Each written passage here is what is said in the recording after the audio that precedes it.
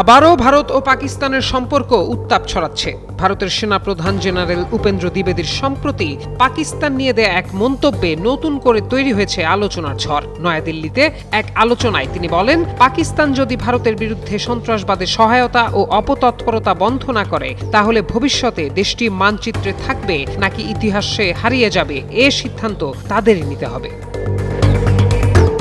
রোববার পাকিস্তানের আন্তঃবাহিনী জনসংযোগ পরিদপ্তর ISPR এক বিবৃতিতে জানায়, এ ধরনের মন্তব্য দক্ষিণ এশিয়ার আঞ্চলিক স্থিতিশীলতার জন্য ঝুঁকিপূর্ণ এবং নতুন করে সংঘাতের আশঙ্কা বাড়িয়ে তুলছে। ISPR এর দাবি, পাকিস্তান একটি পারমাণবিক শক্তিধর রাষ্ট্র এবং দক্ষিণ এশিয়ার ইতিহাস ও ভূ রাজনীতির গুরুত্বপূর্ণ অংশ।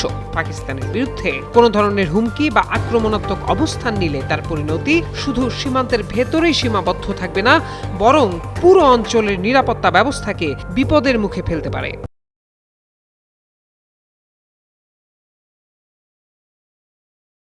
গত বছরের একটি সামরিক পরিস্থিতির মতো ঘটনা আবার ঘটলে ভারতের সেনাবাহিনী কি প্রতিক্রিয়া জানাবে, এমন প্রশ্নের জবাবে নিজেদের কঠোর অবস্থান তুলে ধরেন উপেন্দ্র দ্বিবেদী। তার এই বক্তব্যের পরদিনই পাকিস্তানের পক্ষ থেকে পাল্টা প্রতিক্রিয়া আসে। ISPR এর বিবৃতিতে এটিকে উগ্র জাতীয়তাবাদী ও দায়িত্ব জ্ঞানহীন মন্তব্য বলে উল্লেখ করা হয়। বলা হয়, পারমাণবিক শক্তিধর একটি রাষ্ট্রকে মানচিত্র থেকে মুছে ফেলার হুমকি কেবল উত্তেজনা বাড়ায়।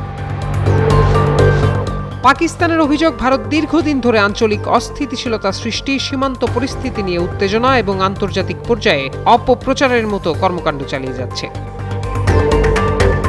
সব মিলিয়ে দুই দেশের শীর্ষ সামরিক বক্তব্য ঘিরে আবারও দক্ষিণ এশিয়ার ভূ রাজনীতিতে উত্তেজনা ও উদ্বেগ তৈরি হয়েছে। প্রত্যয় দাস, যুগান্তর নিউজ।